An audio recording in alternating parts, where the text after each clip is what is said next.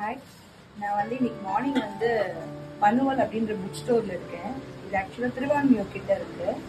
இந்த ஸ்டோர்ல என்னோட புக்ஸ் நான் என்னெல்லாம் தேடி வந்தனோ அது எல்லாமே எனக்கு கிடைச்சிருச்சு. நான் வெரைட்டி ஆஃப் புக்ஸ் செலக்ட் பண்ணியிருக்கேன். ஒன்று உமன் எம்பவர்மெண்ட், அப்புறம் நிறைய நாவல், குட்டி கதைகள், அப்புறம் குழந்தைங்களுக்கான கதைகள், அப்புறம் சில சுயசரிதை, அப்புறம் இதெல்லாம் நான் வாங்கியிருக்கேன் இன்னைக்கு.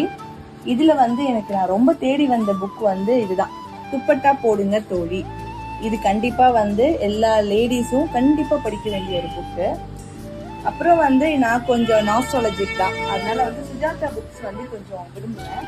அது நான் ரொம்ப நாள் தேடிட்டு இருந்த புக் எனக்கு பனுவல் புக் ஸ்டோர்ல தான் கிடைச்சது. இது கடவுளின் பள்ளத்தாக்கு அப்படின்ற புக்கு.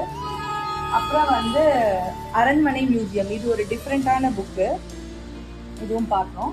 அப்புறம் தென்னிந்தியாவோட வரலாறு பாத்தீங்கன்னா நம்ம யூஸ்வலா ஸ்கூல்ல படிச்ச மாதிரிலாம் இருக்காது. நம்ம இந்த பொன்னியின் செல்வன் படம் பாத்தீங்கன்னா உங்களுக்கு புரியும்.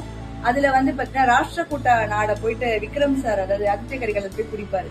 அது ஏன் அப்படின்னு யாருக்குமே தெரியாது. அதெல்லாம் தெரிஞ்சுக்கணும்னா இந்த புக் படிச்சீங்கன்னா you get it better idea. அப்புறம் பிரபாகரனை பத்தி முட்டை பேசுறோம். ஆனா அவர் எங்க பிறந்தாரு, என்ன பண்ணாரு, அதெல்லாம் எத்தனை பேருக்கு தெரியும் தெரியல, அது பார்க்கணும். இந்த புக்ல ஸ்பெசிபிக்கா சொக்கன் சார் எழுதின ஒரு லைன் எனக்கு ரொம்ப பிடிக்கும். அதனால இந்த புக்கை நான் திரும்ப திரும்ப படிப்பேன்.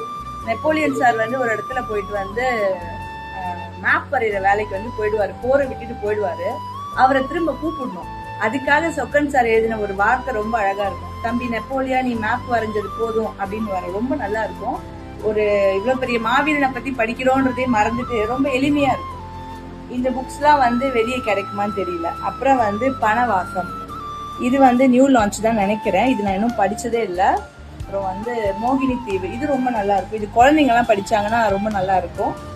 நெக்ஸ்ட் சினுங்கி, இன்னும் எனக்கே தெரியல, ஃபர்ஸ்ட் இதான் படிக்க போறேன். இது மனசுக்கு ரொம்ப நெருக்கமானவங்களோட நீங்க டிராவல் பண்றீங்க அப்படின்னா இந்த புக்கை படிக்கும் போதும் அப்படிதான் இருக்கும். இது சேர்ந்து பருகிய 100 காப்பிகள் அப்படின்ற ஒரு புக்கு. இது தந்தை பெரியார் அவர்கள் எழுதினது. பெண் ஏன் அடிமையானார், இந்த பூக்கள் விற்பனைக்கல்ல, இதெல்லாமே பாத்தீங்கன்னா வைரமுத்தோட அற்புதமான படிப்புகள் எதுவும் இன்னும் நிறைய இருக்கு. என் ஜன்னலின் வழியே. நெக்ஸ்ட் இந்த புக்கு யசோதரை. இது கௌதம புத்தர் இருந்தார் இல்லைங்களா, அவரோட மனைவி அவங்க ஸ்தானம் எப்படி இருக்கும் அப்படின்றத சொல்ற மாதிரியான ஒரு கதை. இது புறநானூரை பத்தி எளிமையான விளக்கம் சுஜாதா அவர்கள் எழுதியிருக்கிறது. புறநானூறு படிக்கணும் அப்படின்னு நினைக்கிறவங்க, அது படிக்க தெரியல இல்ல புரியலன்றவங்க இந்த புக்கை படிச்சீங்கன்னா உங்களுக்கு எளிமையா கிடைக்கும். இது நாடன் சூர்யா அவர்கள் எழுதினது. முகவரியற்ற தெருவின் 3வது வீடு.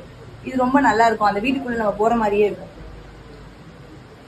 இது ஆத்மார்த்தி அவர்கள் எழுதினது. இதை நான் இன்னும் படிக்கல, படிச்சுட்டு சொல்றேன். நாவல் பழ இளவரசியின் கதை, இதுவும் நான் இன்னும் படிக்கல, படிச்சுட்டு சொல்றேன். இந்த புக்கெல்லாம் ரொம்ப நாள் தேடிட்டு இருந்தேன், இங்கதான் கிடைச்சது. இது ஜெயகாந்தன் அவர்களோட புக். அவ்வளவுதான். இதுதான் இன்னைக்கு நான் வாங்கியிருக்க புக் கலெக்ஷன்ஸ்.